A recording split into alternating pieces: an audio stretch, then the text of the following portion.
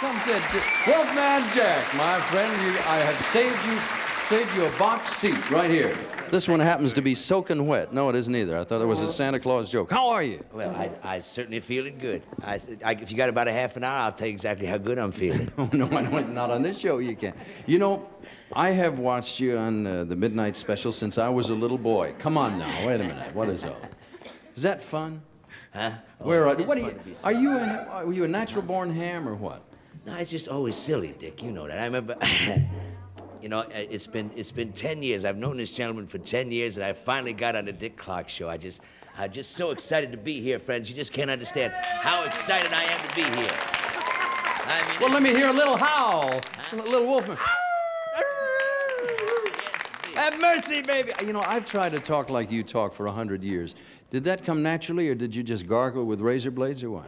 Well, I tell you, it was when my mama stopped dressing me in little girl's clothes that my voice really changed. But now I just sleep with my beard in my mouth.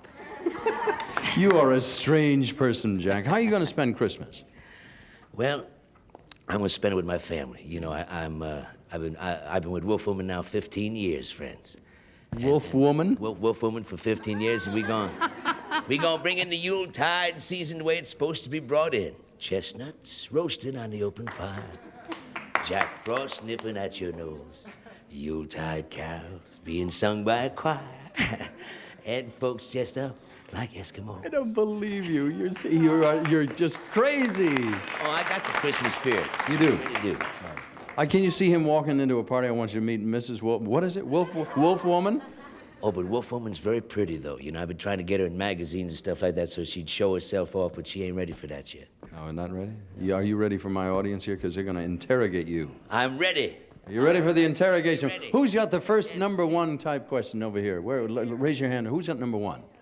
Number one's up here in the back. Raise two hands if you can lend me $11.35, will you please? What is the question, sir? Holler. Do you miss the American Graffiti days? You missed the American Graffiti days. You missed those old days? That's a good question. You know, I don't think they've really changed. Though. I think just the names and the faces have changed, right? You know what I say? Old rock and rollers, old greasers never die. Just change the hairdos. That's all. Who's got the next one here? Over here. Yeah, lady with gloves on. How did you get the name, Wolfman? How did you get that name?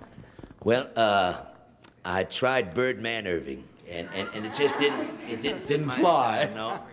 And then I tried Goatman Bernie, and that didn't work too good either. And then I looked one day, I remember I was looking through the New York telephone directory, and I noticed there was no name in there called Wolfman Jack, so that's the name I decided to use. I don't believe a word of it. I remember the first night I ever heard this man howling on the air, and I said, what is that, man? I'm off in the middle of the desert. You're coming through 50,000 clear water. How many stations are you on now? Oh, it's almost as many as you. I think it's just... No, this man, he's on thousands of radio stations. Armed forces heard all over the world. Oh, we got another question over here. Yes, the lady in the front row. Perla. Do you believe in Clearasil? Do you? Oh, well, you believe in Clearasil. Now, they're one of our stellar sponsors, too.